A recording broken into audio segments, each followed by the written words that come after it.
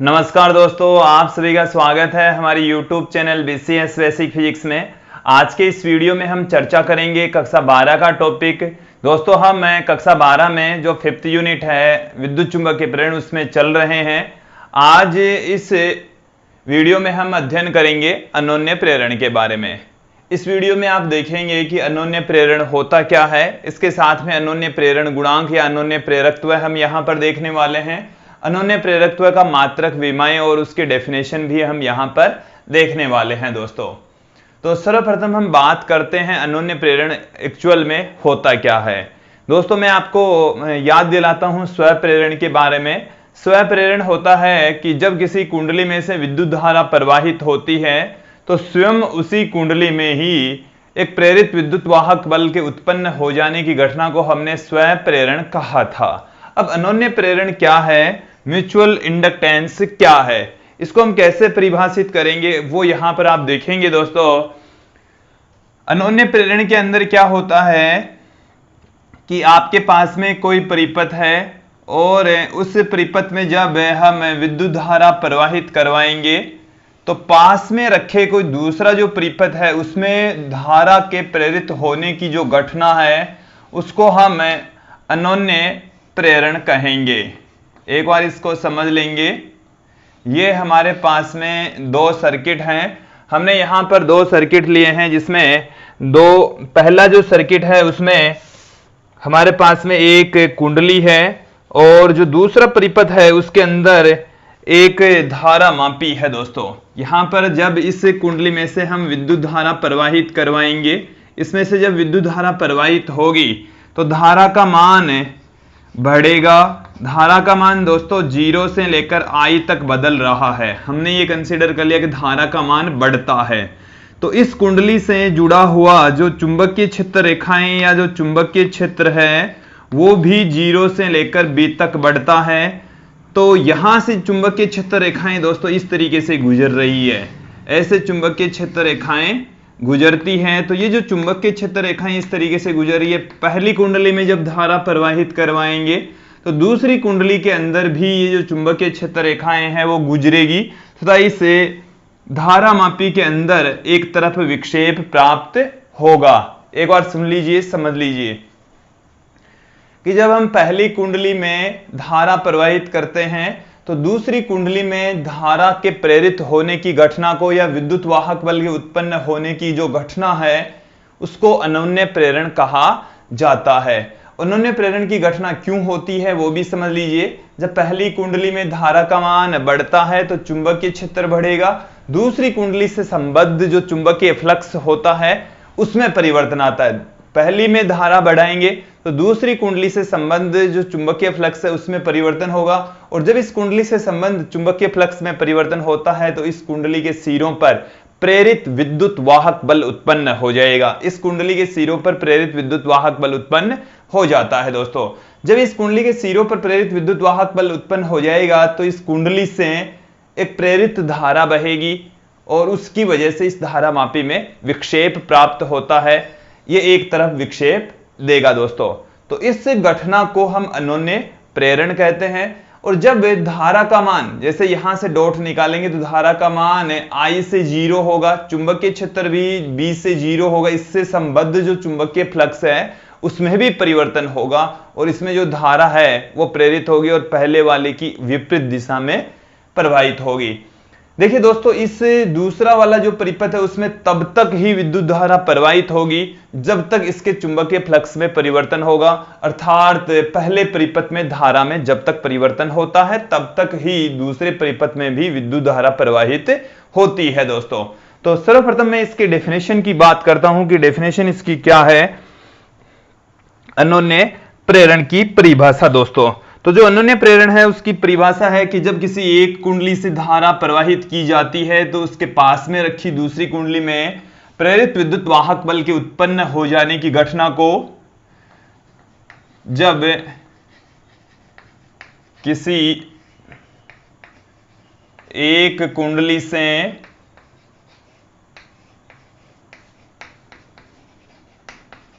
धारा प्रवाहित की जाती है, धारा प्रवाहित की जाती है तो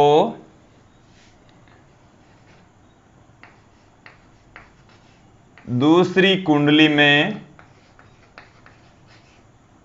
तो उसके पास रखी दूसरी कुंडली में, तो उसके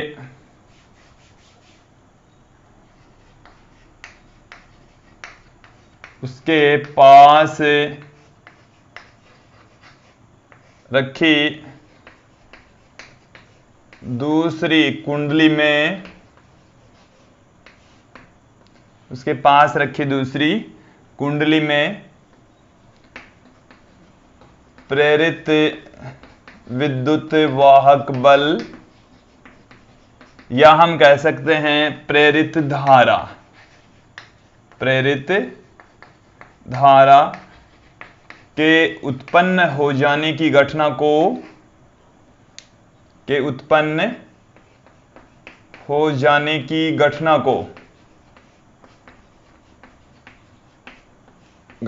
को अन्योन्य प्रेरण कहते हैं। अन्योन्य प्रेरण कहते हैं दोस्तों, म्यूचुअल इंडक्शन कहा जाता है।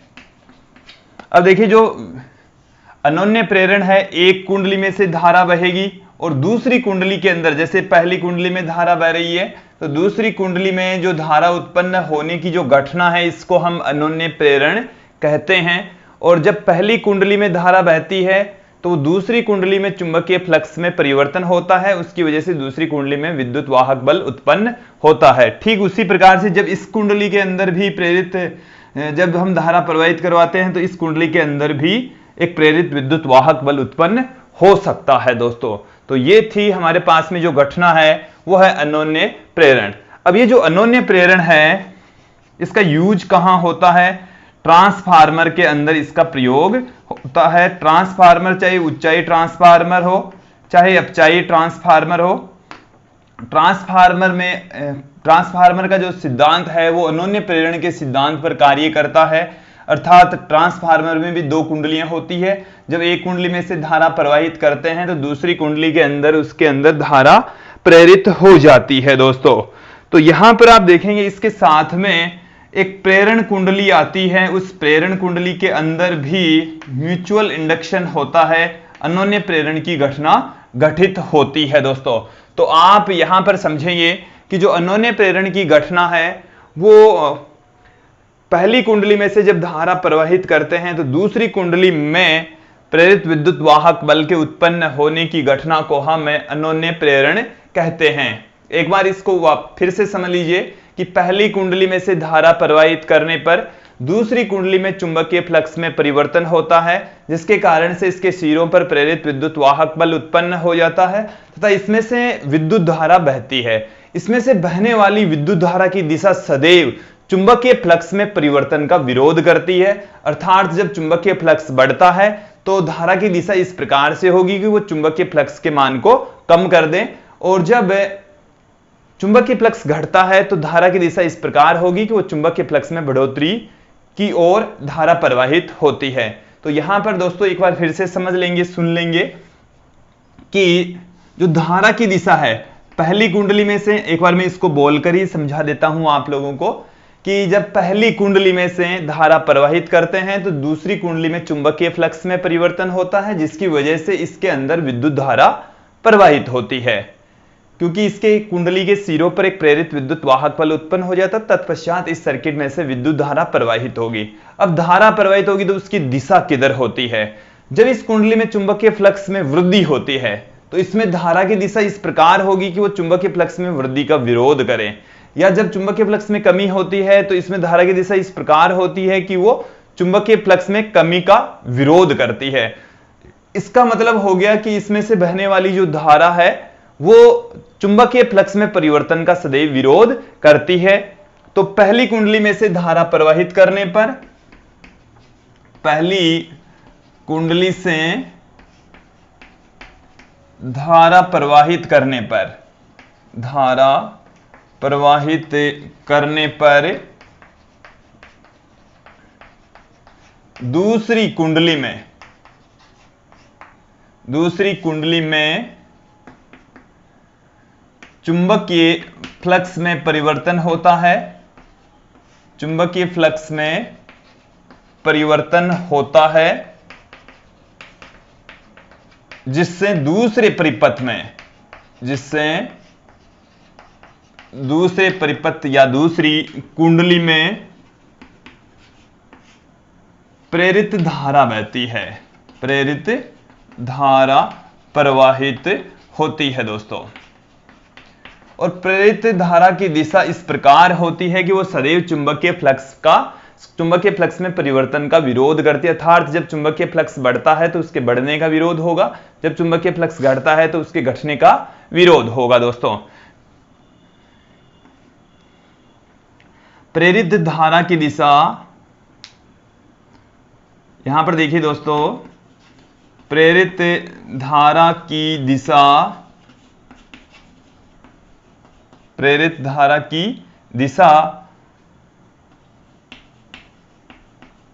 सदैव इस प्रकार होती है,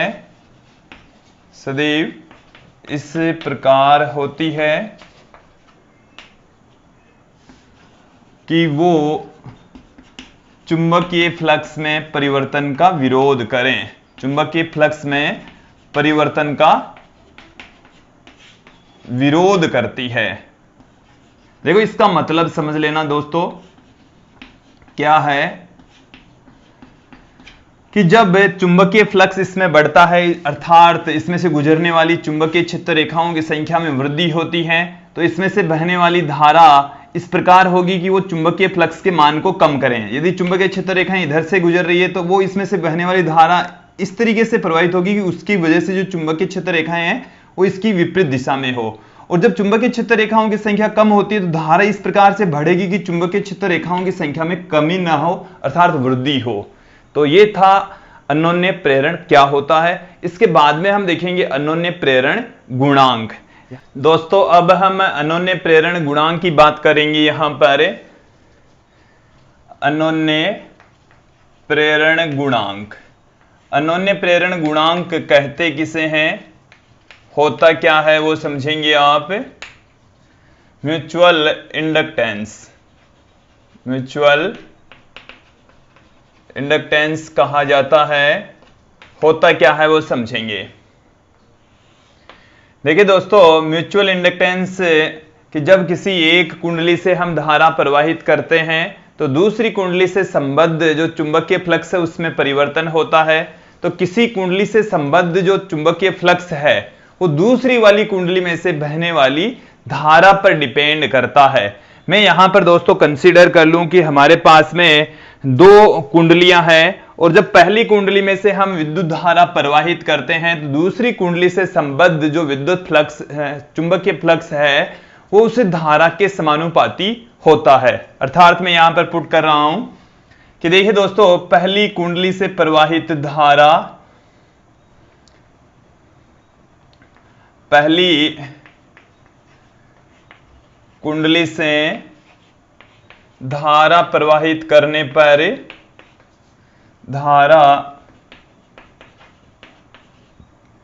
प्रवाहित करने पर दूसरी कुंडली में, तो दूसरी कुंडली के चुंबकीय फ्लक्स में परिवर्तन होता है, चुंबकीय फ्लक्स में परिवर्तन होता है।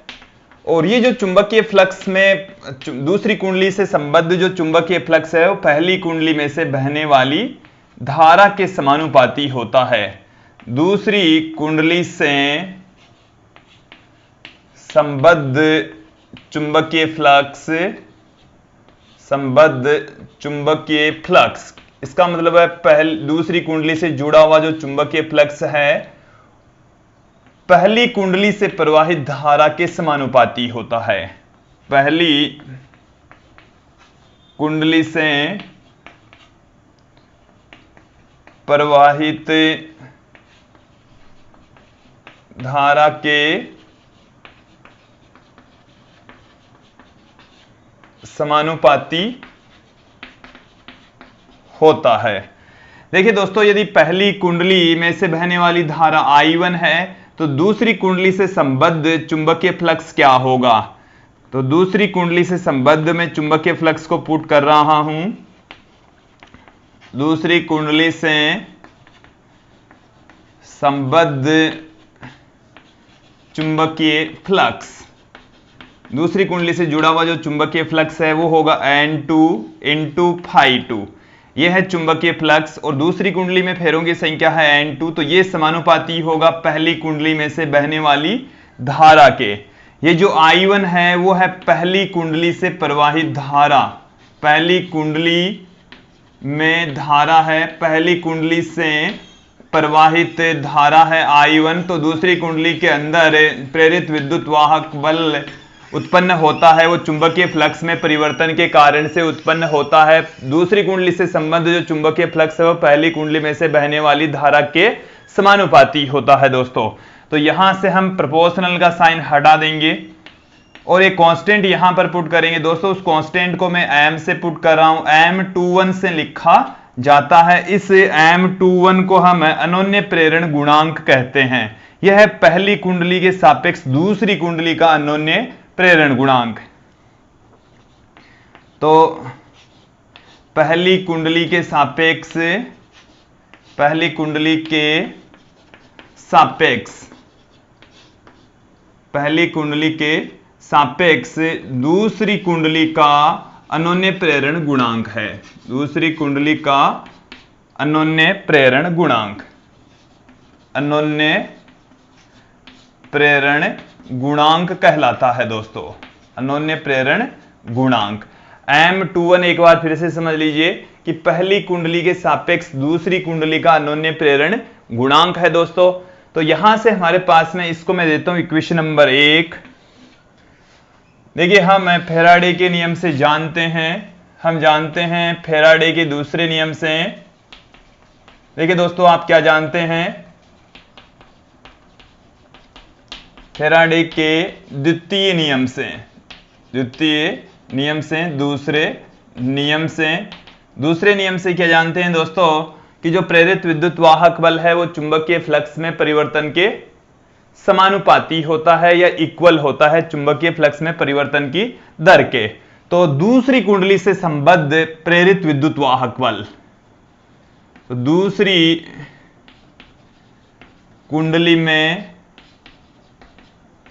प्रेरित विद्युत वाहक बल, प्रेरित विद्युत वाहक बल, तो दूसरी कुंडली से संबद्ध जो प्रेरित विद्युत वाहक बल है उसको हम E2 से लिख दें, जो कि माइनस में दूसरी कुंडली में फेरों की संख्या N2 d∅2 अपॉन dt आ जाएगा दोस्तों।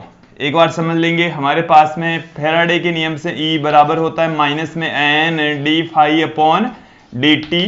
मैं यहां पर दूसरी कुंडली में प्रेरित विद्युत वाहक बल ले रहा हूं तो E2 आ जाएगा, यहां पर N2 आ जाएगा दूसरी कुंडली में फेरों की संख्या, φ2 आ जाएगा दूसरी कुंडली का एक फेरे के कारण से चुंबकीय फ्लक्स दोस्तों। इसको हम इस तरीके से पुट कर सकते हैं, E बराबर माइनस में मैं यदि N2 को अंदर ले जाऊं तो इस तरीके से पुट किया जा सकता है दोस्तों।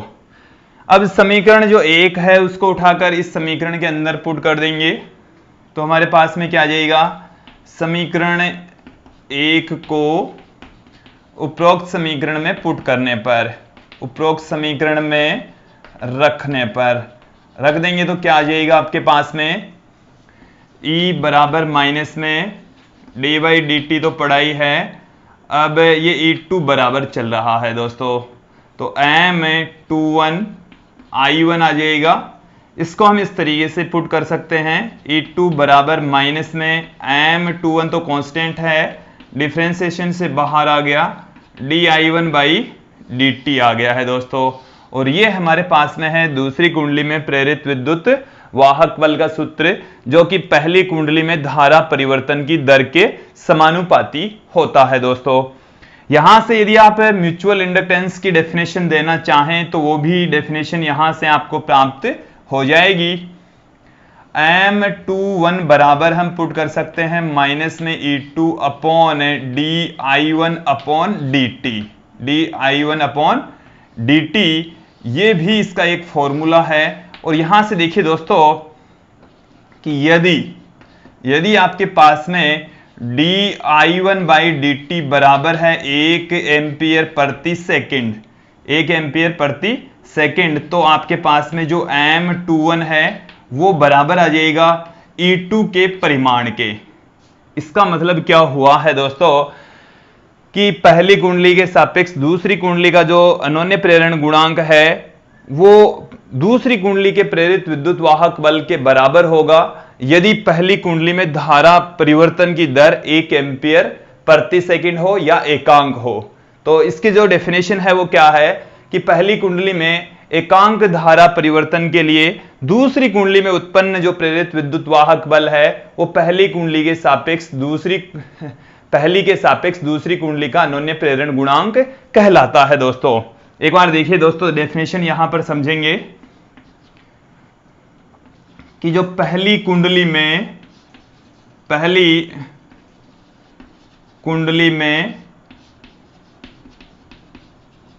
एकांक धारा परिवर्तन की दर के